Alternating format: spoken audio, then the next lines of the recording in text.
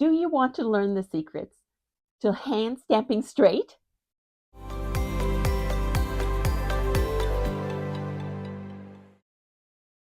Today, I'm going to show you how to hand stamp this pendant and teach you some hacks, even if you don't have a good eye for neatness. These are the tools we will be using, and some of these you might already own. I want to first introduce a few things here. This is great to have. It is a leather-filled sandbag so that when you're hammering, it doesn't bounce back and reduces the shock and reverberation so that you can have a cleaner stamp. If you don't have this, you can also use a bunch of silicone baking sheets. I find that those are really good if you could have 2 or 3 of those, because it is grippy and the silicone absorbs a lot of the shock. So this is a good thing to have. And then the other thing is rubber mallet. This softens it, and I'll show you how it's used. And if you do not have it, then you could perhaps use a hammer and wrap things around it so as to soften blow. But it would also, these are inexpensive. I have lent my drilling hammer, the club, for the filming, but I'm going to show it to you a little later. This is what I have. Basically, you want a very heavy hammer, and this is 1.5 pounds. A 2 to 3 pound hammer is great, and it will allow you to strike something that is, you can just do it in one blow, and it reduces the amount of mistakes, striking twice, etc. So a heavier hammer is good. What I find that is very helpful at the beginning, especially, is masking tape and Scotch tape. And I'm going to show you what that is used for. Here today I have some sterling silver discs that we're going to use. This is optional, but I find these are inexpensive. You can even get them at the dollar store, and they've got the measurements and also line up the axes already here. The other thing is, it is great to have this so that you can practice on drawing on paper until you get better. So these templates are great, as well as you'll want Post-it notes, markers for guidelines, and I'll explain to you what the pencils are for. Here I have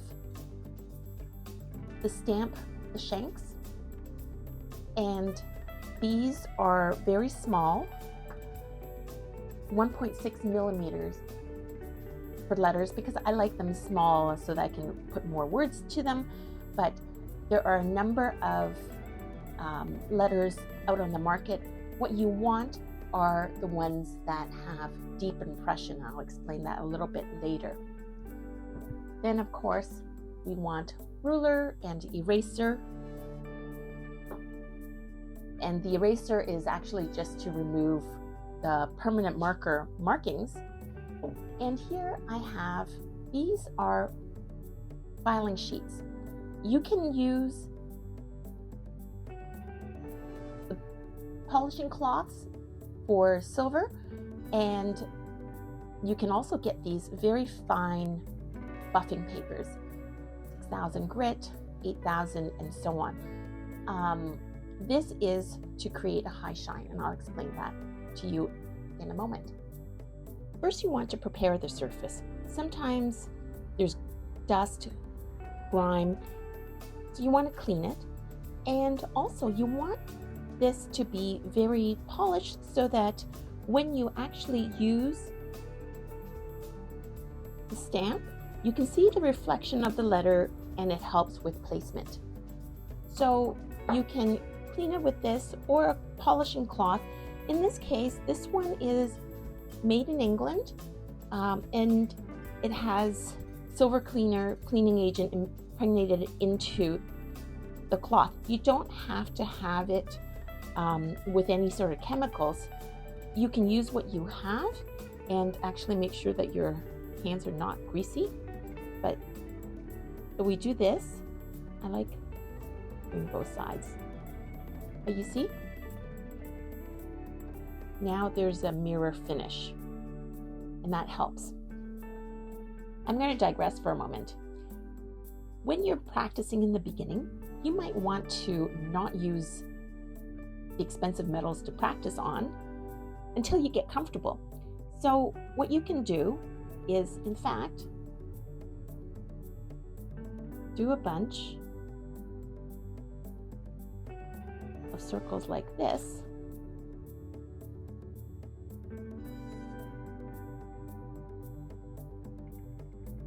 And then you can practice. So I'm just gonna strike, and you can practice out like this. I'm gonna put it closer to you so you can see how the placement is going to be. So that's just a cost-saving tip. Next, what we're going to do is, I like using masking tape for a lot of things because then I can write on it and use it as a guide. So, oh.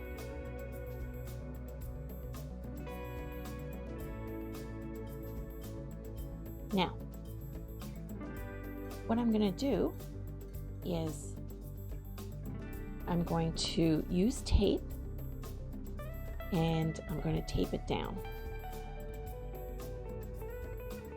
And I'm going to try to keep it as straight as possible.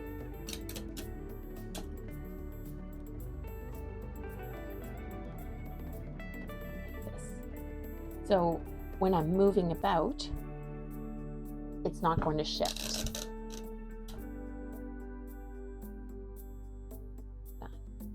And I'm careful not to tape over where I'm going to actually stamp, just in case if I strike hard and some of the tape gets into the grooves, it's just a little bit more work to clean it out. So now I have this, and I am going to mark my guidelines.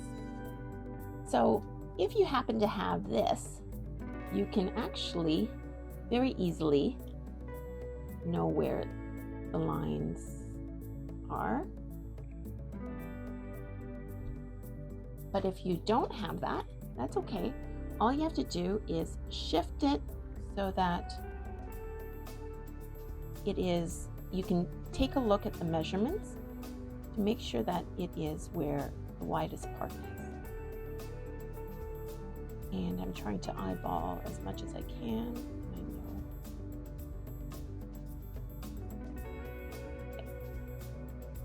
Do this.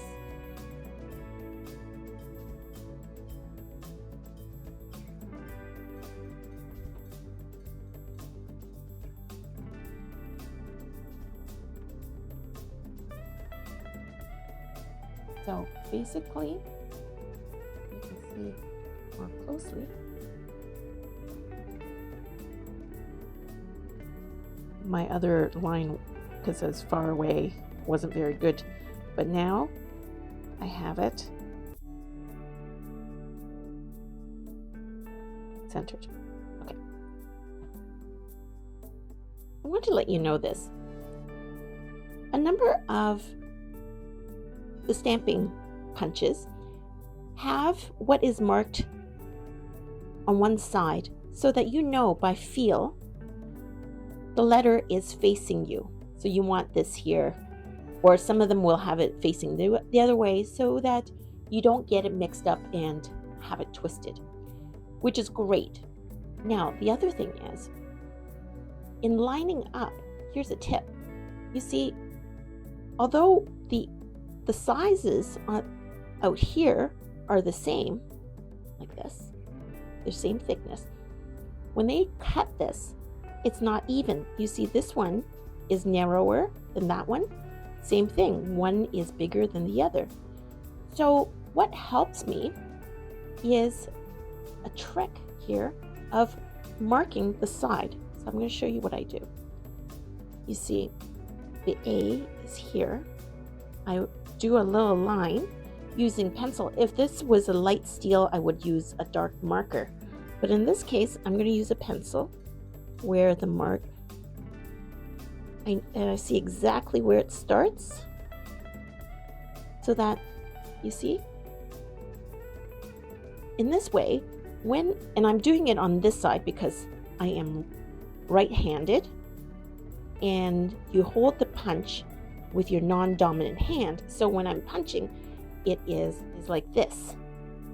So what I'm going to do is look from the alignment. I look on this side, from the side, to see, and I line it with, I know exactly where the letters are.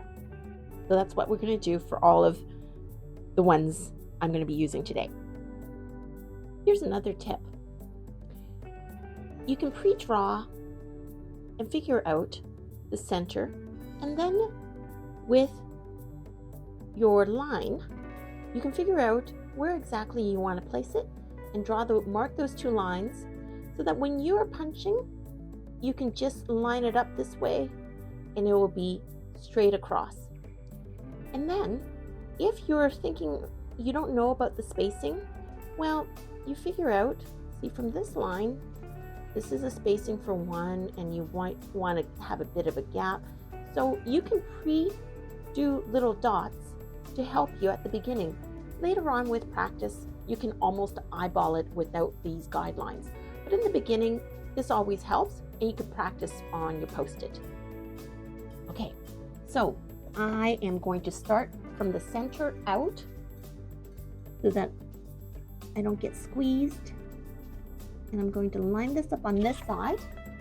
And then also I'm going to look to make sure that I'm lined up on this side.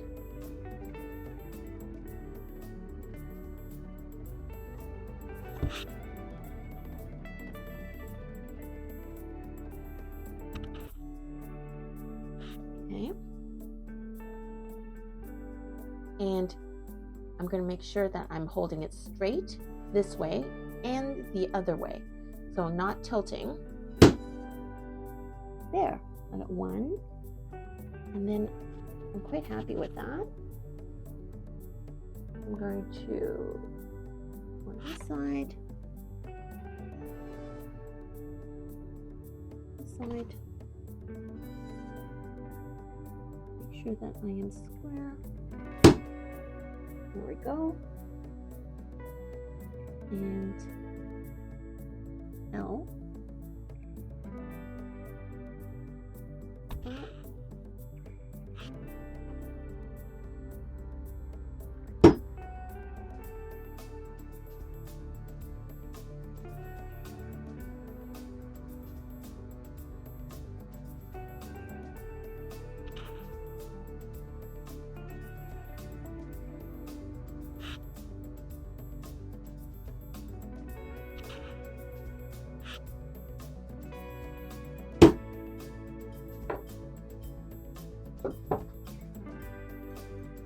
There you go. So another thing you can do is practice up on your Post-it note. And I did my drawing on the side and I realized maybe my M, I've got it all mixed up a little bit. So I'm going to correct my M in the drawing, in my lines. And what I'm going to do now is I've practiced it to see about how it's going to fit, whether or not I like the spacing or do I want something a little bit wider. And I might go with something slightly wider. So in this way, you can line it up. Also, when you are striking, you can line it up as a guide. So here's a closer look at some of the guidelines. You can draw, if it was 2 rows or 1 row, how you want the placement. So from the side, I've got the letters. So do I want it in the middle or up top? So these lines help you figure that out. And I think I'm going to go with just center. So what I do is, if these are unusual letters, what I'll do is I will mark where they are here. Or if I already know, I could easily do template where I line up with tape, etc. And I know by measurement with ruler what my spacing will be. So here's a closer look. If you are not sure, I've marked here the spacing, exactly the thickness, the height of the letters, where exactly I'd like it to land. I've marked the center point, and from the reflection on the pendant, if you can see that, I will know the spacing and see if I like it, and then I bring it this way before striking. So I'm ready to organize that. And what we want is for this to be firmly in place. And before you strike, you want to make sure that it is not tilting this way, or this way. Because if you do, and you find that your letters are consistently lighter on one side, then you know that you are perhaps hitting it. This is landing at an angle. So you want to do this. And before you strike, you want to make sure, looking from the side and from this side, that it is not tilted in any way. Okay. Then what we're going to do is just clean it up. And check to make sure. We're going to put some markers to mark inside. Right now it looks like some parts are thicker than others because of the dirt, but we'll clean that up. Here's a tip. Sometimes this one not so much, but if it's a little bit thin and you're hammering hard, it might warp. And all you have to do then is to flatten it. And what you want to use is one that is acrylic, rubber, and the difference between this and your drill hammer or your household hammer is that it is softer, and all it does is it flattens it. So you hold on to it,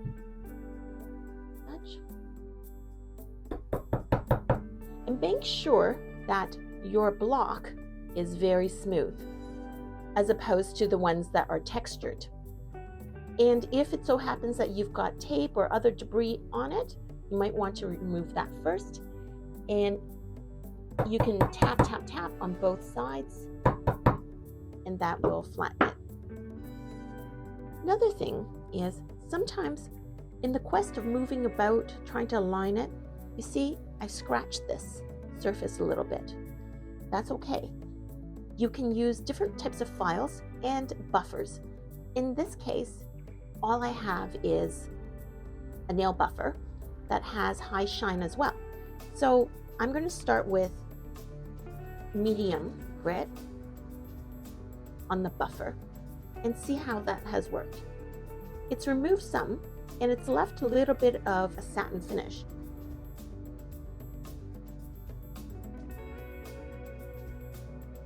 Okay, it's getting there. And it might be easier just for me to hold it like this. And I like to have it so that you rotate in different angles. In that way, you're not having some deep grooves. So that is a lot better already. Okay, there we go. Then I'm going to move to the higher polish. Rotate.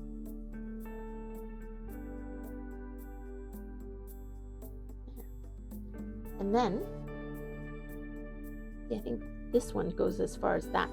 So I now use my grid of paper.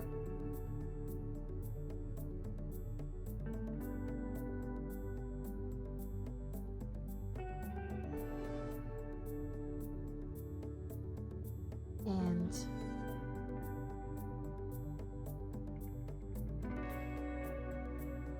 So that is if you gouged it, and now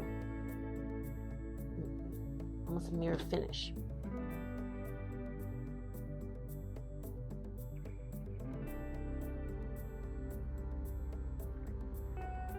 Okay, great. So now that you see the words are not even and it's somewhat gritty, what you do is you use a marker and trace out. Doesn't have to be perfect, because what you're going to do is you're going to remove some from the edges. So I've done that. And I'm just going to use an eraser first so I don't get my cloth all dirty.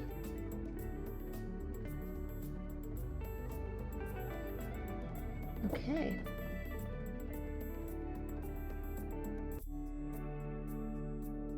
There we go. Calm. I love that. I hope you found that useful. And if you did, please like and subscribe. It really helps my algorithm. And I'm going to leave a bit more information below about our company in the items I've used in this video.